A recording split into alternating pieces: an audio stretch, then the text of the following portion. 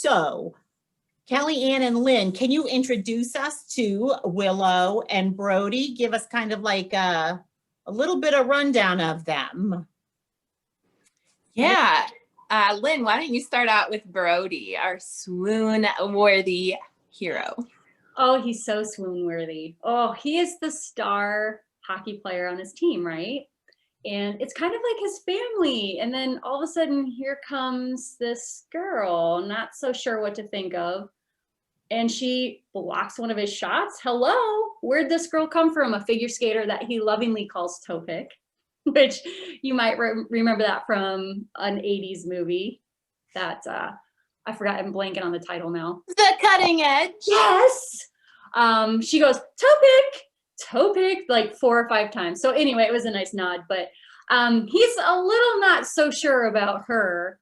And he's got some struggles, you know, with this home life and stuff like that, but super swoon worthy. Oh, I just loved writing him. I love writing the male point of view. So I had a blast writing this guy because I was a female athlete, and to have, you know, the male point of view, because I've come in and on guys' teams and things like that. So it was kind of fun writing their point of view. I know what I went through as the girl, but it was pretty cool. I really loved writing him. So Brody is the perfect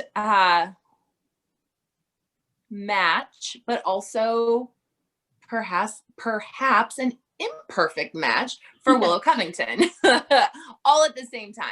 So Willow Covington is an Olympic hopeful figure skater. She trains in a professional program out in Colorado. Things are going great. She's medaling at huge competitions, and it is looking like she is going to reach her dream of going to the Olympics and medaling. All of that is torn away, literally, when she tears her ACL, which is a really tough injury to recover from, and especially for an athlete who jumps, and figure skaters jump. So without giving too much away, Willow finds herself back in a teeny tiny small town in northern Wisconsin. And, you know, she is feeling, she's got a lot of feelings, but she is determined to get back on the ice and, you know, kick butt and show people what she's made of. But strangely enough, she knocks down this hockey puck, literally saves her best friend, because you know how sometimes they like zoom out the arena, saves her best friend. And some of the guys on the team are like, well, come on down, show us what you're made of.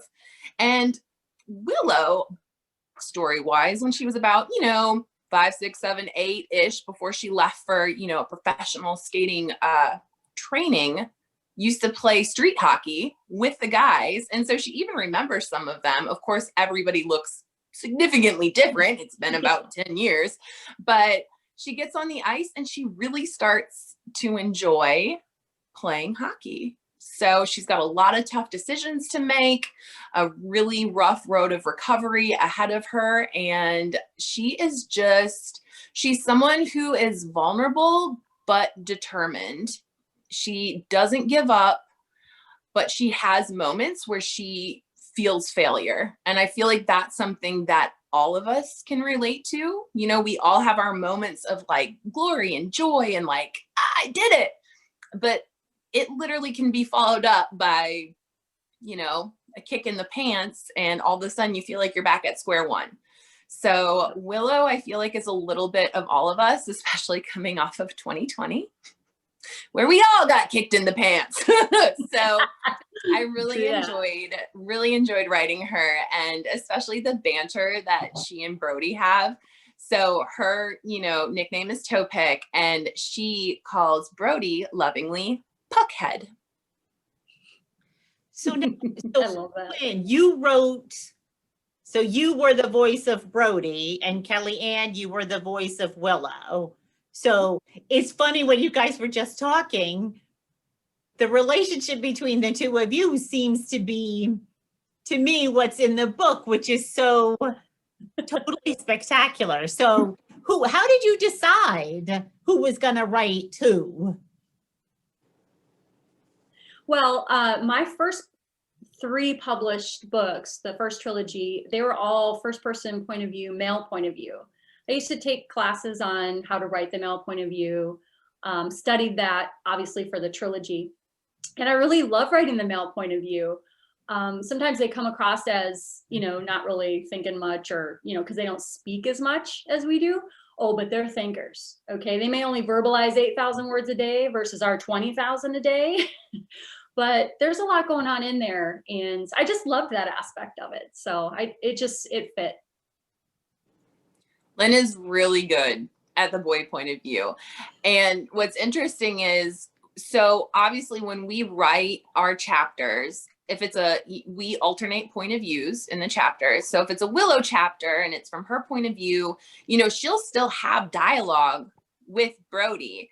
So I will write that. However, what we came up with that I think works the best is when anything that I write as Brody is like up for Lynn to tweak, fix, erase, change, whatever in my chapter. And then the same for Willow and hers, because we know our characters really well, but like, I feel like I really get Willow, and I know Lynn really gets Brody on like a molecular level.